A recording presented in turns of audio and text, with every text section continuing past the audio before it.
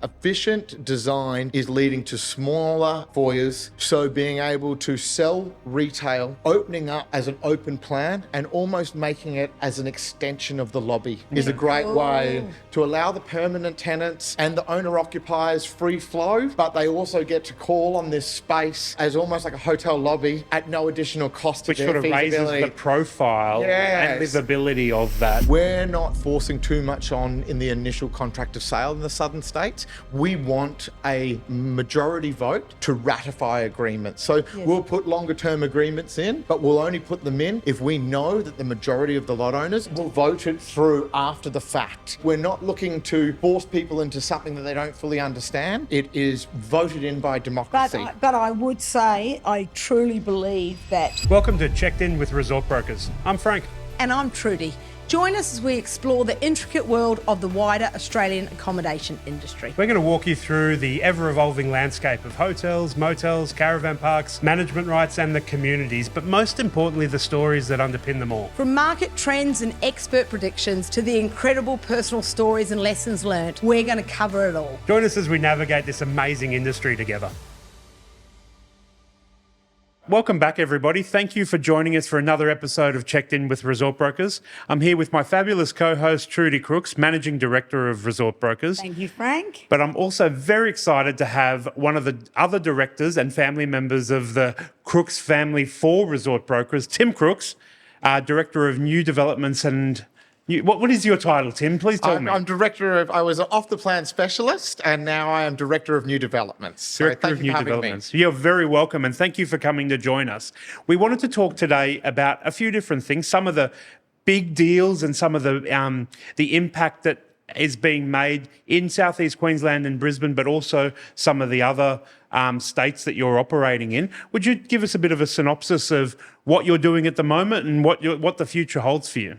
So I think we'd have to go back a little bit to really look at when the off-the-plan management rights sector really started to become more sophisticated. It was really off the back of the 2012 apartment boom, as it was referred to in those times. And what that meant was there was a whole lot of new supply and scale of residential developments that we'd never seen before in Brisbane. Brisbane had been heavily undersupplied, and it actually took for some private equity to start that part of the cycle off. And then what we saw was one of the largest amount of apartments that Queensland's ever seen. So from that journey, we saw a great growth of multipliers through. Because really, at that point in time, there was not much. There was no one that had really enjoyed the incredible upside through the off-the-plan experience, and at that point in time, for a lot of people, off-the-plan wasn't seen in with the rose-coloured lenses they are now. For people now, they love them because they're new agreements. They get to set the tone with their committee. They're not inheriting any relationship. But in those days, it was concern about, are they going to sell? Are we going to hit these projected rents? Rents hadn't moved as quickly. So there was, settlement risk, timeframes. So at the start of that cycle, although we had arguably our best projects and we've since gone on to sell them again and again as some of our best listings and biggest and best buildings in Queensland, at that point in time, it was interesting to see people coming in with nerves, where now we have the off-the-plans are the preferred. And that's because of the enjoyment that they've had in the upside. And the work that you did up front, yes. Right? And so as a business, Trudy, how did you guys go from doing hotels and motels, being exposed to management rights, to making the business, a new part of the business that you guys decided to do? Tim gets full credit for that.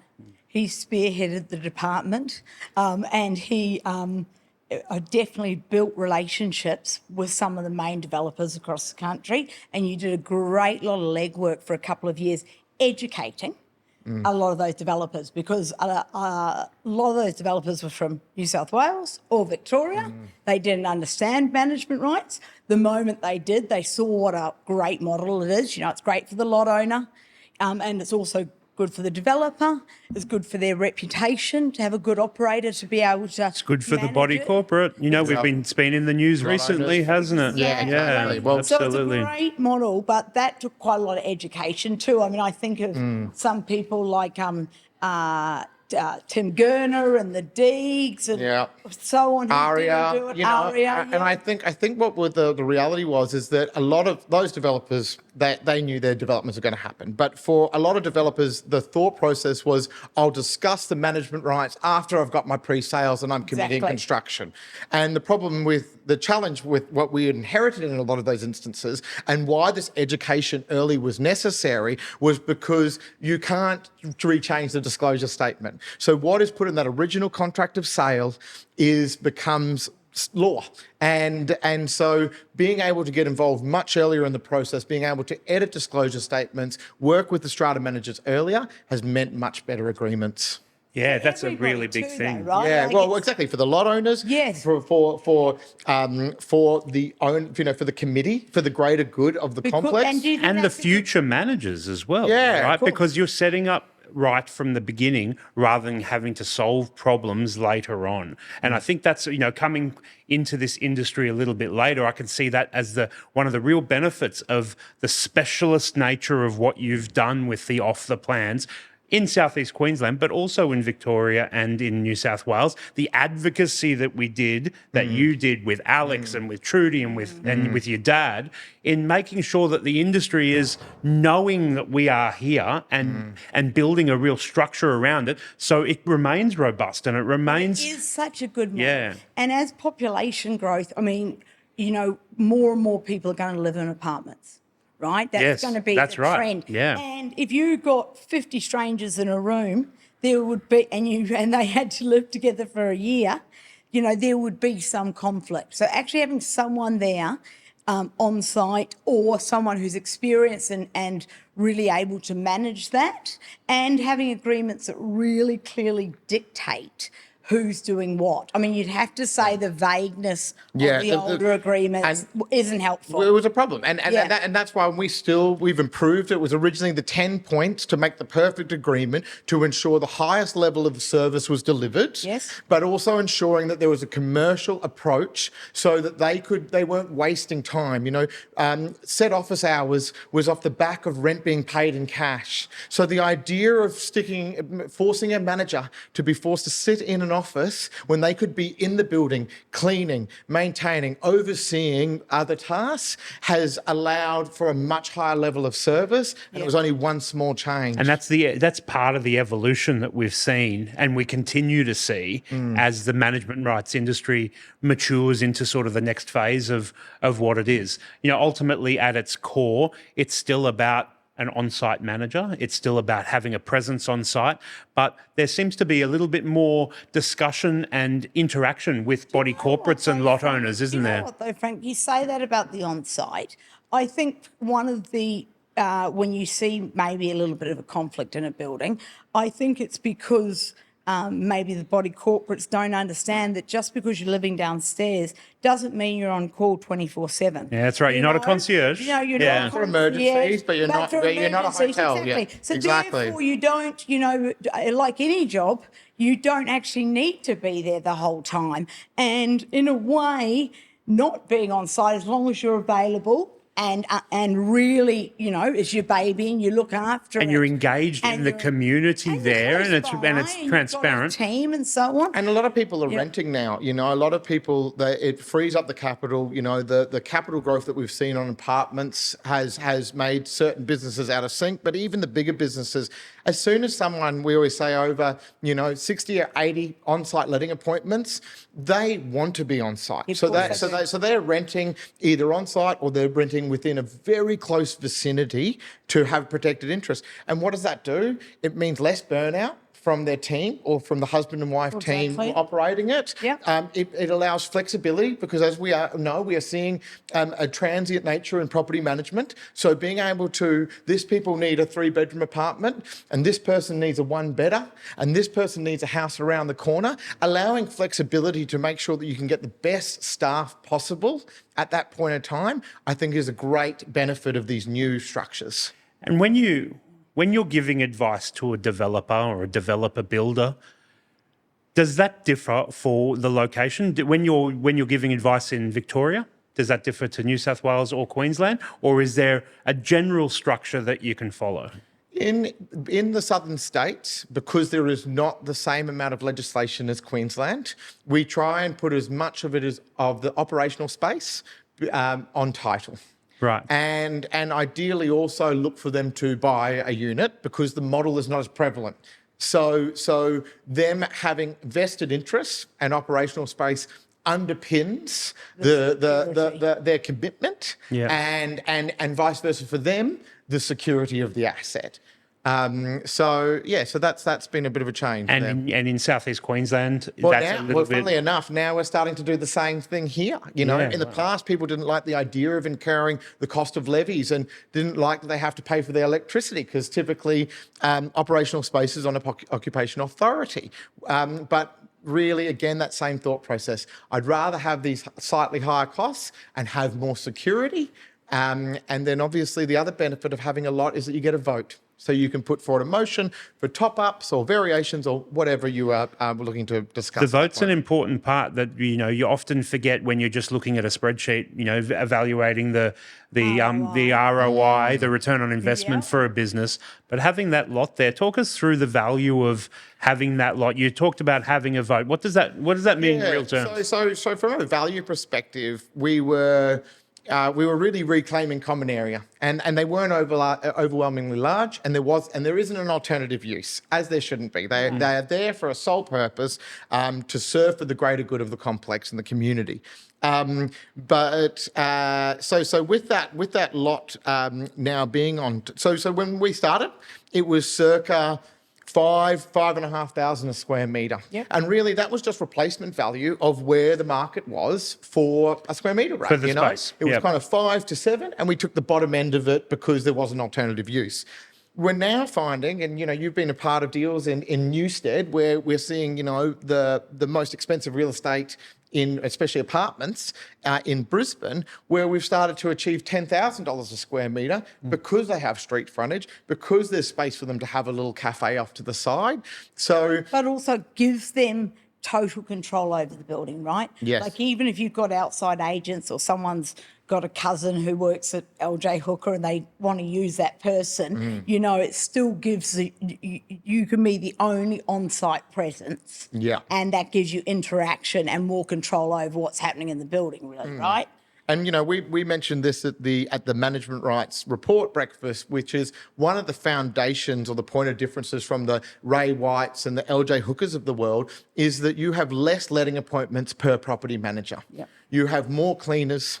You have so there is and that with an inflation of costs is having to be accepted and absorbed. Yes. But all good operators understand that that's money well spent because that's their unique point of difference to the competitors that are nearby or surrounding. That unique point of difference is what we talk a lot about in the management rights industry and the value you provide back to the lot owners to protect their assets, to the business, how it runs, and the future engagement with the new owners of the management rights as well. And so setting it up early, which is kind of what you've hung your hat on with reserve brokers, has been a really important thing, not just for that business and that thing, but for the future of it as well. Well, yeah, I always think on a lighter note when I think about how it all really started going, right? And we had a publication called the Skyline Herald, and the next one's coming out. We've just been busy with the management rights report, and what this was is I realised that really high net wealth, really sophisticated people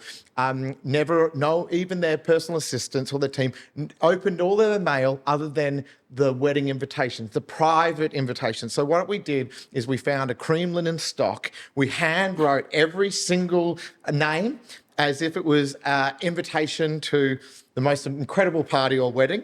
And then they'd open it up. To developers. So you send To developers, to break the wall with people that were hard to get to. Yes. And it was really successful because it worked. And it was starting to be a movement back to print after being, so digital and again, not interrupting with people's privacy. Anyway, so people would open it up they think, oh, I'm invited to this party. And they go, oh, maybe this is like a secret man's club. And then they go, I think it's actually, it's about management rights. I've actually got some management rights. Maybe I should give this guy a call.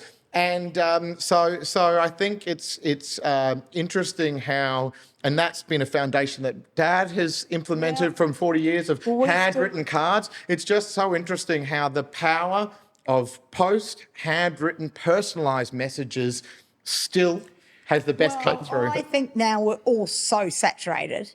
Like, let's be honest, depending on how busy you are, the first thing you do is go through your emails and just get delete, right? But if someone actually makes the effort to sit down and write a letter and say, hey, Tim, thanks so much for joining us, really added a lot of value, look forward to next time. I mean, that is, definitely I know when we look at it and we tracked it, all our guys who have a territory, they have to go around 4 times a year. If they do the note card on the first round, we reckon that it's effective as 1 round of calls. Yeah. Because I meet you for the first time, we might have a nice chat, you walk out, I don't think of you again, but then 2 days later, there's a nice note card. Thanking you for your time. And then you're there 3 months later, I hope you got my note card. Yes. And all of a it sudden, remembers. you're halfway through the 6 point of contact that you need to do on an average rate. I think that ethos, though, for what Tim was getting to, translates in the way that note card's important from an individual relationship, but that same ethos is going into the information that you're providing and the relationships you're developing to help craft these agreements for management rights in a really deliberate way and easy to digest because it helps the whole thing move and that was in the right we did it way. like a newspaper because we knew attention spans were short. We if you were really interested, you'd read the article, but at absolute least, if you read the headlines, it was a mix of some of the great results we got, but also really important advice. Yes. And we just give them, of the 10 points, we might give them a point or 2 points, just enough to wet the whistle to then pick up the phone and call. And then the benefit of this journey of then being able to implement advice, it having a dramatic effect on the outcome of the quality of service and the sophistication of the operator, but also the financial outcome. People couldn't quite believe that they didn't seem like material changes, and yet they delivered such a better financial outcome. So then that evolved to Trudy and I then working with, because I think one of our biggest points of difference or points of expertise at Resort Brokers is that there's very few companies that have a good understanding of strata and management rights and hotels. Yeah, all accommodation models, HMAs, leases, freeholds. Yeah, all the different hotel models in combination with strata. And so I think that's where Trudy and I have been able to be such an unstoppable team was that developers were looking on how they could, often a hotel was a requirement for them to get a master plan through. And they never had done one before and had no interest, really. And they didn't really associate a lot of profit, really, if they could have JV'd with someone for that component, but often it was within the tower. So they had to take the responsibility because it was a part of the build. So I think that ability for us to, as Trudy said, with HMAs, with leases, with joint venture opportunities, it allowed for people to crystallise the value of the hotel. And then as it grew, be able to call on the additional strata apartments for additional short-term stock, year 1, year 2, after the business demand had continued. And so I think it was really exciting that that journey led to us having such the ear of such sophisticated people. One of the things that really gets me excited about getting out of bed in the mornings is the ability of the input that we get with developers. Who are such an interesting breed of people, right? They take so much risk. They're so across so much detail. For small margins. Yes. Well, depending on the cycle, small or really big. Profit's not a dirty word to us. But, you've worked with some amazing developers. Tell us some of the people and where that's heading to. I think of there was a development we worked on with a big developer, and they were literally pouring the level. And we said, okay, we think we can get a higher ADR if there was a 5-star. There's been no 5-star in Brisbane. So we believe that if you offered, put in a commercial kitchen and offered room service, that would it would make it easier to defend a higher ADR. And they literally called the builder while we were in the meeting and said, stop the pour, and redesigned the floor plate. And that went on to be the highest per key rate with FV and Peppers. Yeah, right. And the first Peppers in Brisbane. Yeah. Yeah. So that was a Gurner project. Melbourne Village. Over 400 apartments in the CBD of Melbourne, done by the D Groups, who did Art Series hotels. They had an entry on the ground floor. They had this beautiful retail space that was going to be breakfast, lunch, and dinner. But there was just no connectivity between the foyer for such a large retail activation. So we said to them, guys, we need to is there a component of this wall that is not weight bearing? And they ended up cutting a door open to bring in the aroma of the coffee, to activate this building, to encourage not just short-term guests staying there, like the corporate clientele like myself, who want to get a ham and cheese croissant, but or two. Yeah. Maybe a muffin on the side.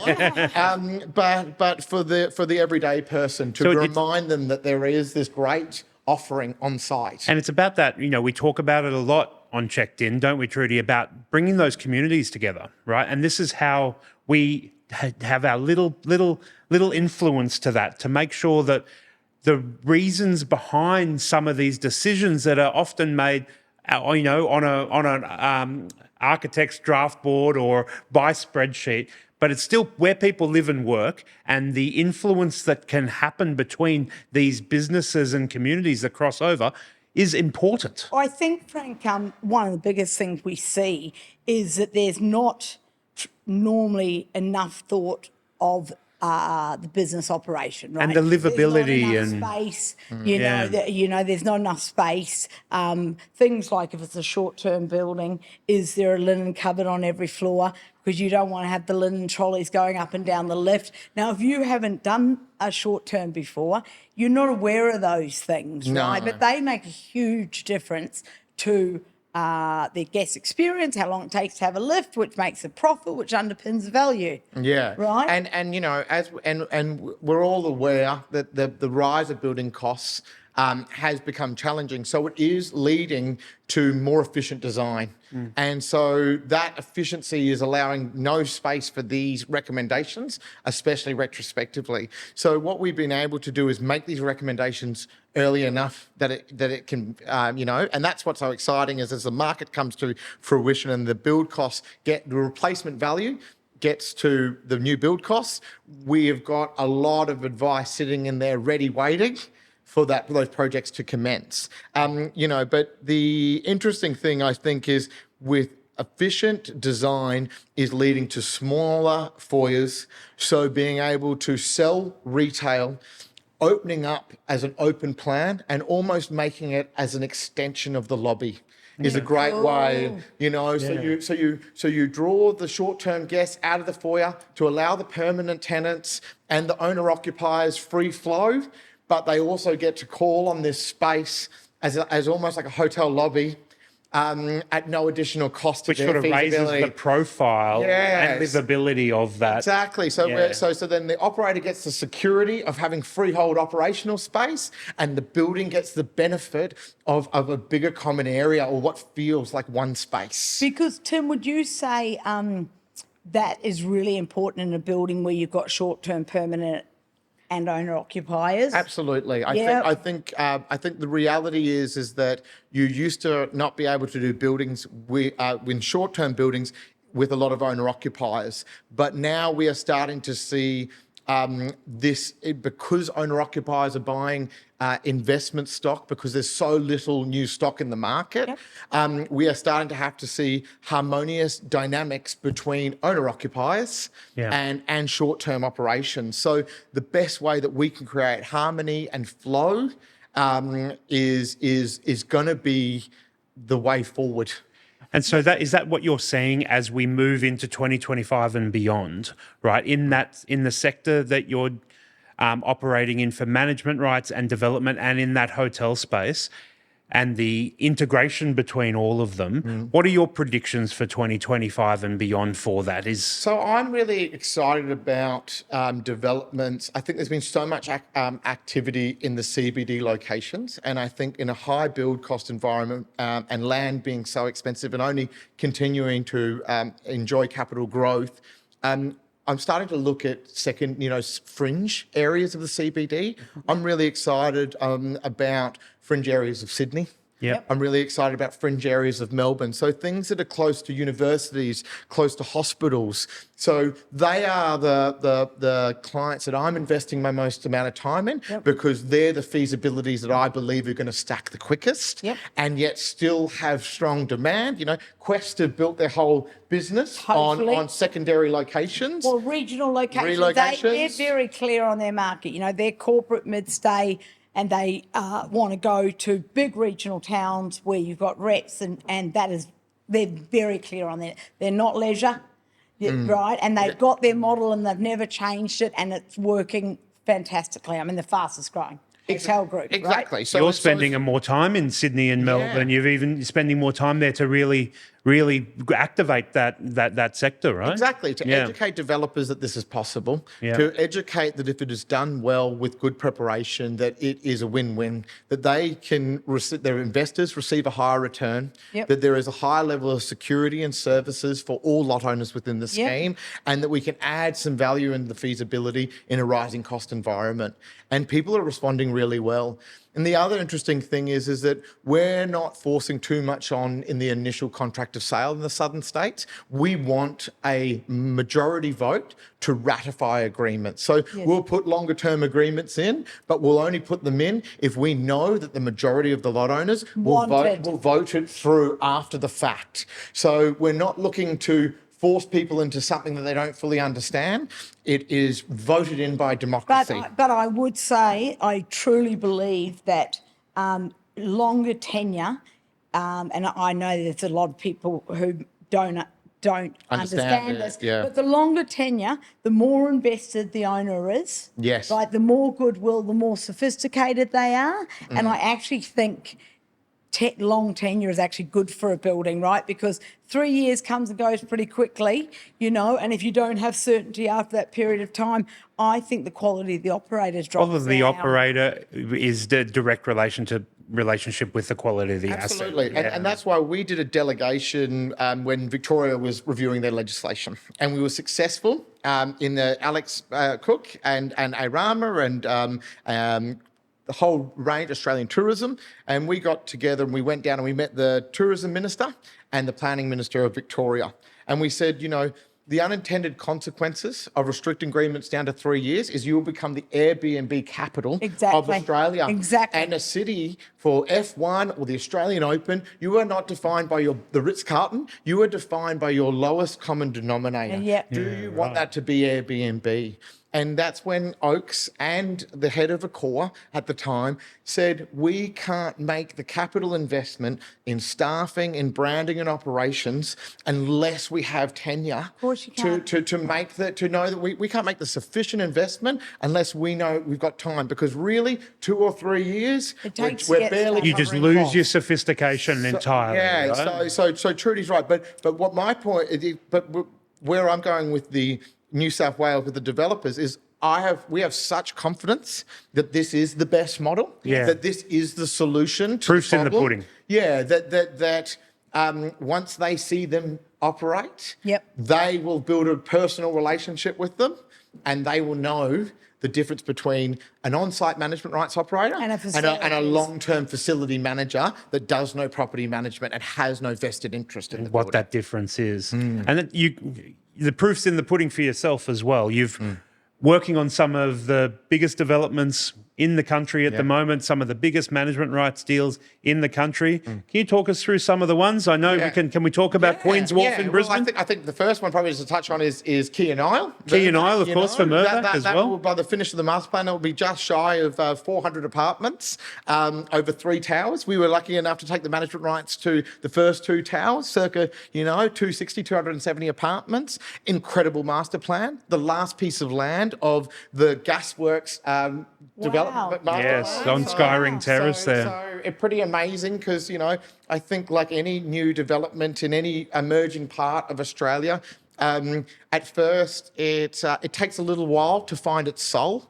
But as I said before, Gasworks, Newstead, I mean, these how are amazing the is it coolest now? suburbs in Brisbane, and let alone some of the coolest areas in Australia. So You've got to remind developers to have that vision, right? Like that's what I'm exactly. right? So to be lucky enough to be a part, and we worked on many of those buildings in that catchment. We would have done 85% of the off the plans in indeed. Newstead, but to work on one of the last pieces, the crown being a waterfront development, and Mirvac's attention to detail from facade to retail offering. Just such a cool project to be a part of. Yeah. And tell us a little bit about, because we're coming to the end of our time. So Yep. tell us a little bit about Queen's Wharf that's Yeah. also happened as well. And then we could just touch on what you're also doing in New South Wales and Victoria to round us out. Yeah, cool. So Queen's Wharf, incredible project. I think Mirvac's project is more of an indicator of where the market is in regards to being a majoritively owner-occupied. We're in a cycle now where most projects are more in that up to 150 is about as big as they're getting.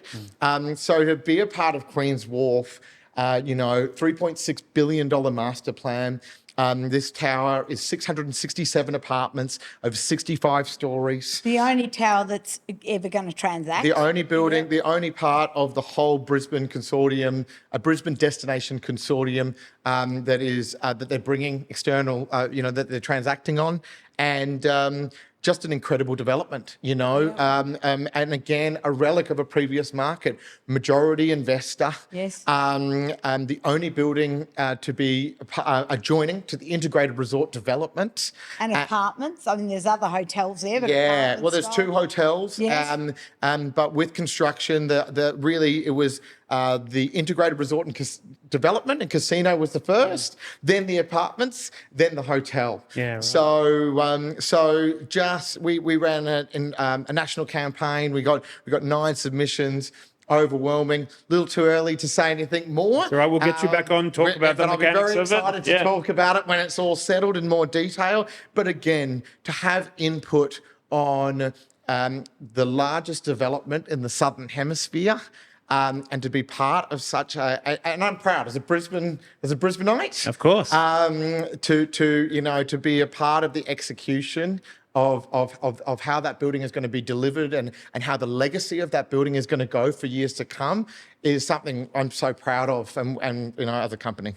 And It's being an amazing achievement. being a Brisbaneite, taking some of that experience and pushing you down into the southern states, what are your hopes for your time in New South Wales and in Victoria as well, just to round us out? Yeah, so it's just a big of education piece. It's spending more time with developers, understanding that it's not facility management. That I think when we talk with governments about it, we talk about it being property management and caretaking. That's the essential point of difference. That in the southern states, you need a Class 1 real estate license. So that is a very big barrier of entry. Holding a trust account in the southern states, it has you need a year, 2 years of experience before you can even hold one of those. So I think it's about educating the differences of what the management rights model is versus long facility management agreements, and then identifying projects that are most suitable for short-term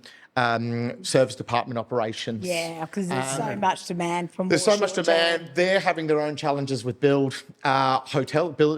build of hotels is creating challenge. That it's the same reason that managed rights has been so successful on the Gold Coast. Is strata title development can get short-term product into locations where it needs it far quicker than the alternative solutions. And in a busy market, lot owners get better returns. Exactly, and they get access. In a good operator, they'll get a guaranteed return if they need that security. If they're willing to ride the wave, they'll get a higher return on investment. Yep. And they get free furniture in a lot of cases, and they get 2 weeks access. So, happy days. How many investments do you get to go enjoy? Yes, indeed. As a tax benefit to go and check on your investment, and also really familiarise yourself with what a great job your operator's doing. Timmer, I think if anyone can go down to Victoria, New South Wales and lead the charge We've got the make right a real man for the dent. job. Absolutely. Congratulations. I'll do us proud. Yeah, 100%. Thank you, you, guys. Tim, for giving up your time, flying up for the day Yeah. and joining us on Checked In with the Resort Brokers. We can't wait to have you back. Thanks so much, Frank. Cheers. Trudy. Thanks. Thank you so much for joining us on Checked In with Resort Brokers. If you enjoyed the insights from this episode, we'd love your support with a 5-star review on Apple Podcasts and Spotify. And don't forget to hit subscribe on your favourite platform and stay connected with us on social media at Resort Brokers. We're excited to continue this amazing journey with you. See you on the next episode.